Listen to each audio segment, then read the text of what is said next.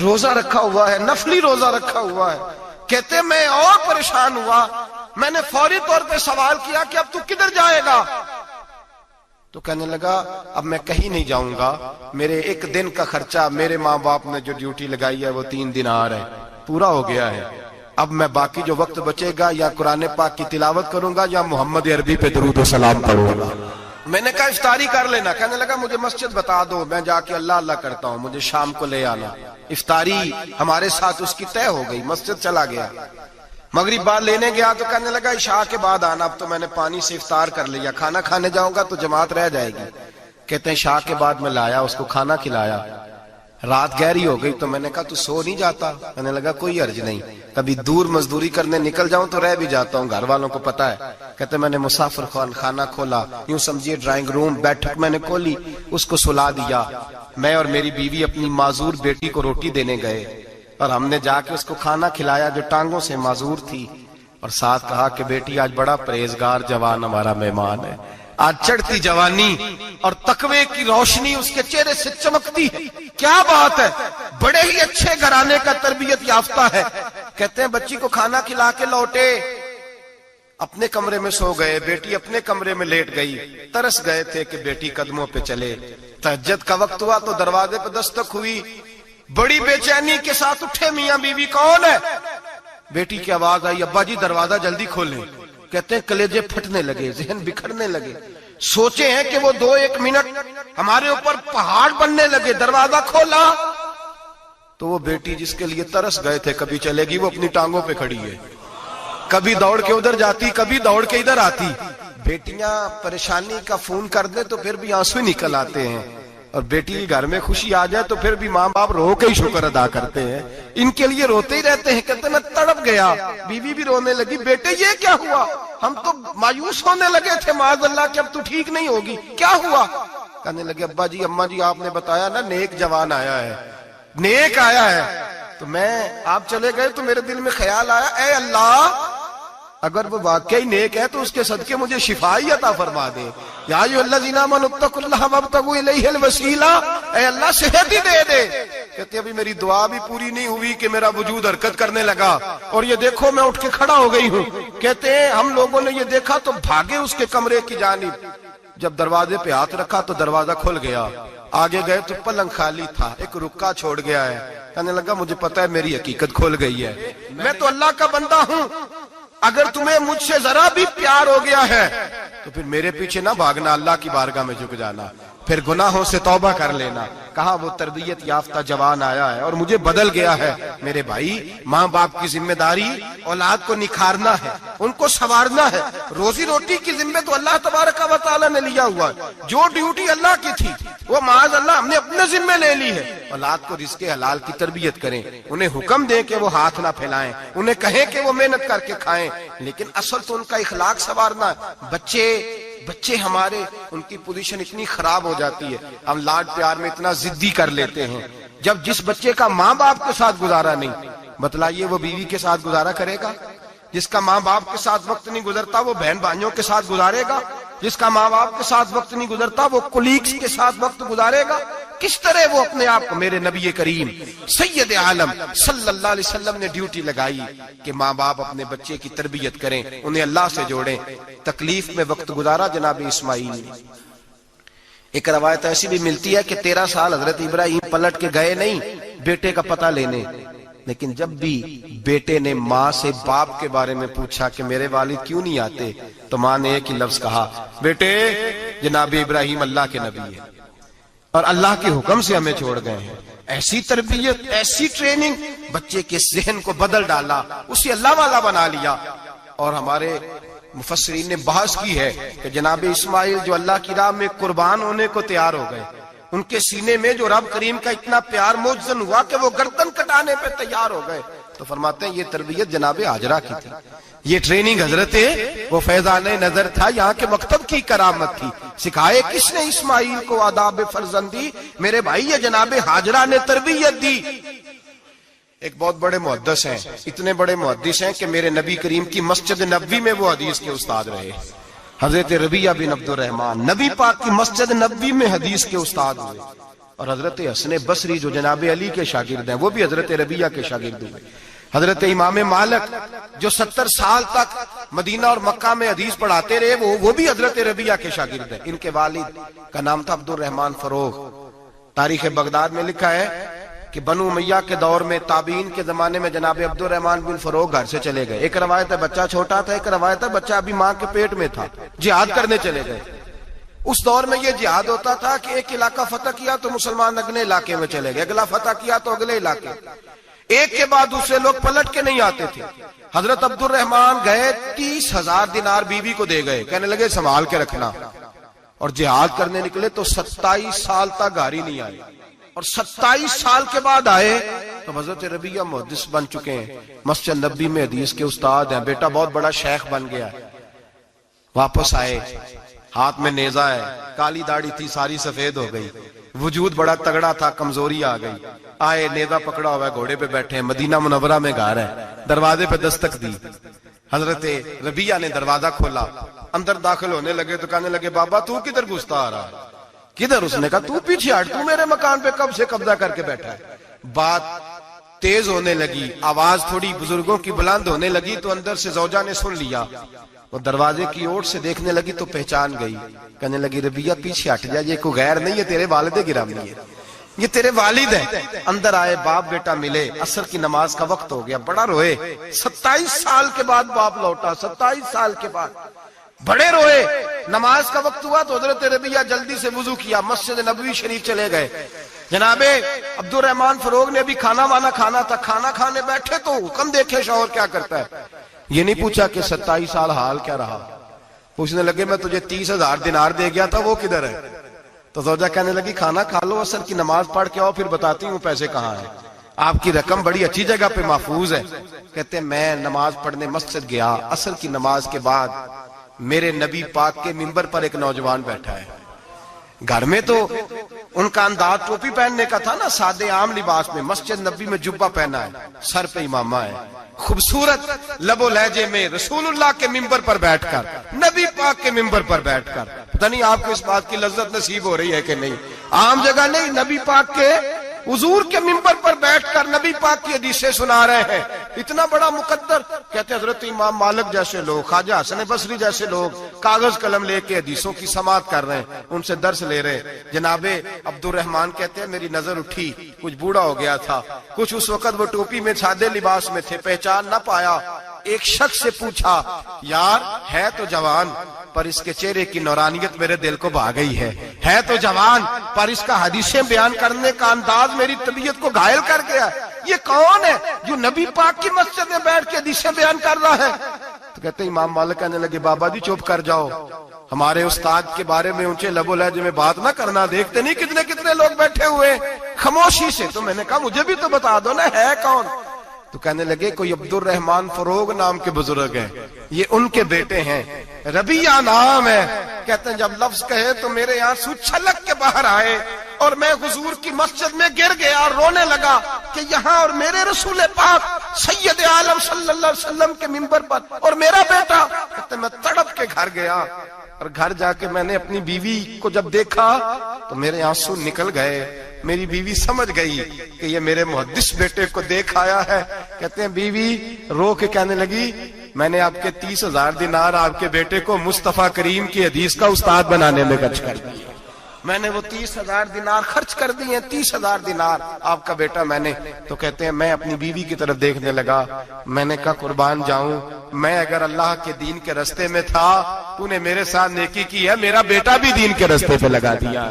میرے بھائی اللہ سے جوڑا, اللہ سے جوڑا. ان لوگوں نے اپنی اولادوں کو رب کریم والا بنایا, ان لوگوں نے اپنی اولادوں کو. اور پھر جب ارشاد فرمایا کہ چھوٹی چھوٹی برائی, ایک لقمہ حرام سے بھی وہ لوگ بچے. اور پھر جو آیت نمبر 18 نے کہا کہ وَلَا تُصَغِّرْ خَدَّكَ لِلنَّاسِ, بیٹے منہ پھیر پھیر کے نہ جا, پھیر پھیر کے نہ جا. اگر آپ ناراض نہ ہوں تو ہم تربیت دیتے ہیں, کہتے ہیں اس بچے کے ساتھ نہ پھرا کر, یہ غریب ہے, اس کے ساتھ نہ پھرا کر. وَلَا تَمْشِ فِي الْأَرْضِ مَرَحًا, حضرت لقمان بیٹے سے کہتے ہیں منہ پھیر پھیر کے لوگوں سے بات نہ کر اور اکڑ اکڑ کے نہ چل. إِنَّ اللَّهَ لَا يُحِبُّ كُلَّ مُخْتَالٍ فَخُورٍ, اللہ کو وہ پسند ہی نہیں جو اکڑ اکڑ کے چلے اور اترائے. ابھی بھی رواج ہے, کہتے ہیں دوستی لگانا تو اپنے برابر کے دوستوں سے، ایسے نہ وہ ہمارا سٹیٹس ہی نہیں، ابھی بھی وہ فرق، جو تو سید بھی ہو، مرزا بھی ہو، افغان بھی ہو، تم سبھی کچھ ہو، بتاؤ کہ مسلمان بھی ہو۔ عاجزی کا درس دیا اپنی اولاد کو، عاجزی کا، ان کو ادب سکھایا، ان کو انکساری سکھائی، لوگوں کے اندر مل بیٹھنے کا درس دیا۔ جو آدمی انکساری والا ہوتا ہے، عاجزی والا ہوتا ہے، یوں سمجھو اسے شہد لگا ہوا ہے، دنیا خود اس کے پیچھے بھاگ بھاگ کے آتی ہے۔ جو سب کے ساتھ اس نے سلوک کرنے کا عادی ہوتا ہے، لوگ اس کے گرویدہ ہو جاتے ہیں۔ لیکن جس آدمی کو آپ اکڑنا سکھا دیں، جس بچے کو آپ کہیں بس تو ہے اور کوئی بھی نہیں، اس کی اپنی زندگی بھی اس کے لیے پریشانی والی ہو جاتی ہے۔ میرے نبی رحمت سید عالم صلی اللہ تعالی علیہ وآلہ وسلم نے ارشاد فرمایا، کسی باپ نے اپنے بیٹے کو جو سب سے اچھا تحفہ دیا ہے وہ یہ ہے کہ اس نے اپنے بچے کو اچھا ادب سکھا دیا ہے، اپنے بچے کو اچھا۔ حضرت لقمان کہتے ہیں بیٹے منہ پھیر پھیر کے باتیں نہ کرنا، زمین پہ اکڑ اکڑ کے نہ چلنا، اللہ کو اکڑنے والے لوگ پسند۔ ہارون رشید نے امام نسائی کی ڈیوٹی لگائی کہ میرے بیٹے کو حدیث پڑھائے گارا آ کے، تو امام نسائی کہنے لگے یہ نبی پاک کا دین ہے، یہ میں اس کو رسوا نہیں کر سکتا، جس نے پڑھنا ہے میرے پاس آ کے پڑھے، اور جہاں سب بچے بیٹھتے ہیں وہیں پڑھے۔ ہارون رشید کہنے لگا حضور آپ کیا سمجھتے ہیں، میں نے بھی تو آپ کو آزمانے کے لیے یہ جملہ کہا تھا، یہ وہیں آ کے پڑھے گا جہاں سارے غریبوں کے بچے پڑھتے ہیں۔ اب تو روز استاد کٹہرے میں کھڑا ہوتا ہے، اسکول کے استاد کا تو مجھے نہیں پتا، پہلے مدرسے کا استاد تو روز بیچارہ ہاتھ باندھ کے چودھری صاحب نے کہا میرے منڈے نو مارے تو 8,000 کا مولوی ہے، اور میرا بیٹا تو 8,000 کے روز گول گپے کھا جاتا ہے، میرے بیٹے کو تو نے مارا ہے، تجھے اپنی حیثیت کا پتہ ہے؟ روز استاد کٹہرے میں کھڑا ہوتا ہے۔ بچے فری میں، مفت میں، حافظ جی مفت میں حفظ کراتے ہیں، خدا جانے محترم کتنی مشکل سے ادارہ چلاتا ہے، اور بچے کے ماں باپ آ کہتے ہیں بلاؤ مولوی صاحب کو، اس کی طاقت کیسے ہوئی میرے بچے کو مارا ہے؟ وہ مولوی وہ جو کل دانے لینے آیا تھا وہ آج میرے بچے کو مارے گا؟ یہ رویہ ہے ہمارا۔ ہارون رشید بادشاہ نے اپنے بیٹے کو امام نسائی کے پاس پڑھنے بٹھایا۔ ایک دن حضرت کہاں لوگ کہتے بس بس بیٹا ٹھیک ہے، سیدھا سیدھا تو دین سیکھ کے آیا، ایسے کسی درویش کا مرید ہونا اور کسی عالم کی نوکری کرنا، اب تو بالکل ٹھیک ہے، پیر اساں بھی رکھے نے، یہ کہ تیرا طریقہ ہے، تو پیچھے ہی لگ گیا ہے، یہ کس طرح کا تیرا رویہ ہے؟ ہارون رشید بادشاہ، ہارون رشید وقت کا مطلق العنان بادشاہ، امام نسائی ان کے بیٹے کے استاد ہیں، امام نسائی رحمت اللہ علیہ کے پاس بیٹا پڑھتا ہے، ہارون رشید گزر رہا تھا تو بیٹا وضو کرا رہا ہے، شہزادہ وضو کرا رہا ہے استاد جی کو، اور پیر دھلا رہا ہے۔ ہارون رشید گھوڑے سے گزرا تو اس نے دیکھا خانقاہ کے باہر، مدرسے کے باہر استاد جی وضو کر رہے ہیں اور بیٹا وضو کرا رہا ہے، سراہی پکڑی ہے، لوٹا پکڑا ہے، استاد جی پیر دھو رہے ہیں۔ ہارون رشید غصے سے اترا، ساتھ بہت سارے سپاہی تھے، انہوں نے کہا کہ یہ مولوی کو مارے گا، مولوی کو مارے گا کہ تو کس طرح میرے بیٹے سے یہ کام کاج کرا رہا ہے؟ کہتے نیچے اترے اور ہارون رشید نے جا کے نا زور سے ایک تھپڑ اپنے بیٹے کے چہرے پہ مارا۔ بیٹا کہنے لگا ابا جی میری غلطی کیا ہے؟ فرمانے لگے تجھے پتہ ہی نہیں تو کس شخص کے پاس پڑھتا ہے؟ تو پانی ڈال رہا ہے، تیرے استاد کو اپنے ہاتھوں سے اپنے پیر دھونے پڑ رہے ہیں، بیوقوف، ایک ہاتھ سے پانی ڈال اور دوسرے ہاتھ سے استاد کے پیر دھو، تجھے پتہ ہی نہیں کہ یہ شخص جب نبی پاک کی حدیثیں بیان کرتا ہے تو کئیوں کو مصطفیٰ کا دیدار نصیب ہو جاتا ہے۔ یہ پتہ نہیں تو کس محدث کا شاگرد ہے، ایک ہاتھ سے پیر پہ پانی ڈال دوسرے ہاتھ سے دھو، اس لیے کہ باندھ علموں جو کرے فقیری وہ کافر مرے دیوانہ ہو۔ اگر تو نے دنیا میں کامیاب ہونا ہے تو اس سے فیض علم حاصل کر، بیٹے یاد رکھ، اگر تو اس کی بارگاہ میں حاضری دے گا تو آگے بڑھے گا۔ حضرت عمر بن عبدالعزیز کتنا بڑا شخص ہے، ثانی عمر کہا گیا، ثانی عمر کہا گیا۔ حضرت عمر بن عبدالعزیز رحمت اللہ علیہ، حضرت صالح بن کسان ایک محدث تھے مدینے کے، ان کے شاگرد تھے۔ بچوں کو ہم آج ہی کہاں بچے ادب کرتے ہیں، اساتذہ کہاں ادب کرتے؟ ایک اسٹوڈنٹ مجھے کہنے لگا جی ہم ادب کرتے تھے جب تک استاد ٹیوشن نہیں لیتے تھے، اب استاد بھی تو ٹیوشن لے کے پڑھاتے ہیں۔ اور میں نے کہا خدا کے بندے کیا دے سکتا ہے تو استاد کو؟ حضرت علی فرماتے ہیں جس نے ایک لفظ پڑھایا مجھے گلی میں کھڑا کر کے بیچ بھی سکتا ہے، تو نے قیمت کیا ڈالی ہے؟ استاد کچھ بھی کر لے، استاد نے تو استاد ہی رہنا ہے نا میرے بھائی، لیکن وہ لب و لہجہ ہمارا موجود ہے۔ مجھے ایک دفعہ میرے کالج کے لوگوں نے بلایا، کہنے لگے آپ یہاں بھی پڑھے ہوئے ہیں اور مدارس میں بھی، تو ذرا فرق بیان کریں کالج کا اور مدرسے کا، کچھ بیان کریں۔ میرے ٹیچرز بھی تھے بہت سارے، تو میں نے کہا معذرت کے ساتھ یہاں تو بڑا مشکل ہو جائے گا بات کرنا، لیکن ایک جملہ میں نے مدرسے اور کالج میں ایک فرق محسوس کیا ہے، ہمارا مدرسے کا طالب علم آج بھی ہمارے جوتے اٹھا کے آگے رکھتا ہے، وہ آج بھی استاد کی موٹر سائیکل کو ٹاکی مارتا ہے، آج بھی صاف کرتا ہے۔ ہمارا مدرسے کا طالب علم آج بھی استاد کو پشت نہیں کرتا، لیکن کالج کا طالب علم پوچھتا ہے اسلامی اطلاع آیا ہے، انگریزی والا آیا ہے؟ میں نے کہا اس کے تو لب و لہجے میں ادب نہیں ہے۔ اس لیے میں نے دونوں جگہ وقت گزارا تو میں سمجھا ہوں بڑے حالات خراب ہیں مدرسوں میں بھی۔ اب وہ کیفیت نہیں رہی جو بزرگوں کی تھی، لیکن پھر بھی اگر ادب ہے تو مدارس میں ابھی بھی ہے، ابھی بھی خانقاہوں میں ادب ہے، یہاں ابھی بھی خیر کی توقع موجود۔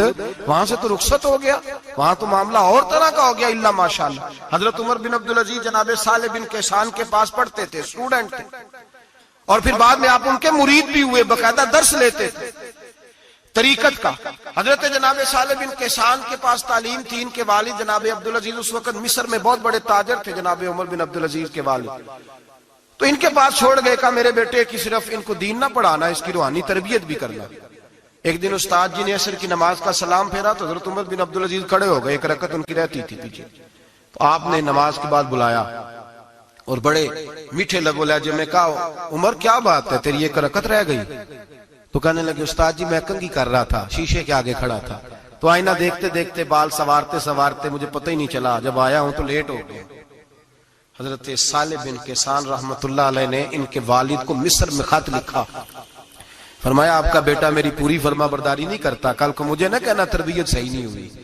آج فلاں تاریخ کو اس نے ایک رکعت پوری چھوڑ دی ہے جماعت کے ساتھ، اس لیے کہ وہ کنگھی کر رہا تھا بالوں کی، پوری رکعت چھوڑ دی ہے۔ ابا جی بہت بڑے تاجر تھے، پر انہوں نے یہ نہیں کہا کہ مولوی تو پاگل ہو گیا، اس کو تو پتہ ہی نہیں کیا ہو گیا، ابھی بچہ ہو جائے گا سیانا، کوئی بات نہیں ٹھیک ہو جائے گا۔ حضرت عبدالعزیز نے وہاں سے ایک شخص بھیجا، پیسے دے کے گھوڑا دے کے، فرمایا مدینے جاؤ، اور سیدھا مدینے آیا۔ حضرت عمر بن عبدالعزیز کو گھر سے اچکا، بلایا نہیں، زبردستی پکڑا، اچک کے گھوڑے پہ بٹھایا، حجام کی دکان پہ لے گئے، فرمایا اس کی ٹینڈ کر دو، نے بال کاٹ دیے اور بال کٹوا کے سیدھے حضرت صالح بن کیسان کے پاس لے گئے، کہنے لگے حضور یہ کھاتا ہے اس کے والد کا، میں نے اس کی ٹینڈ کرا دی ہے، جس بالوں کی وجہ سے اس کی جماعت رہ گئی تھی میں نے وہ بال ہی ختم کر دیے۔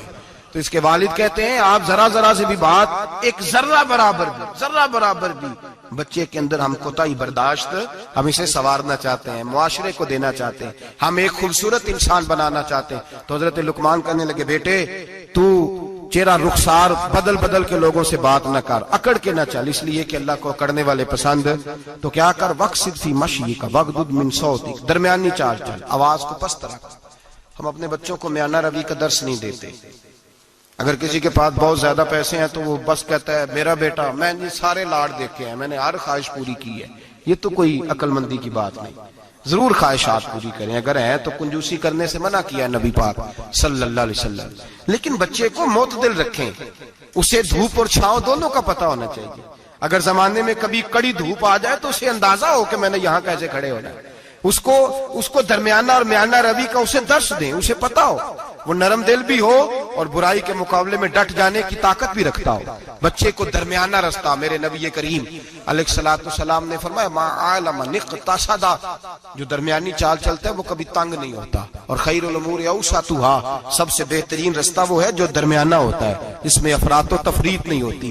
بچوں کو درمیانہ پن سکھائیں، ان کے لب و لہجے کے اندر ایسا مزاج پیدا کریں کہ جس کے اندر وہ اپنی دنیا کے اندر بڑے سنور کر، بڑے نکھر کر وہ ترازو لے کے نکلیں تو وہ پورے عدل کے ساتھ اپنی زندگی گزاریں۔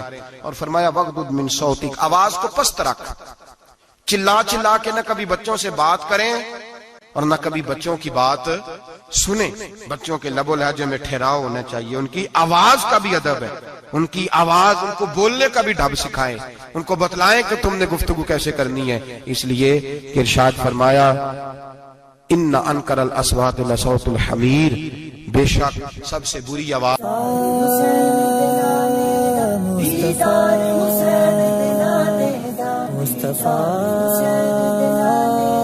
مصطفیٰ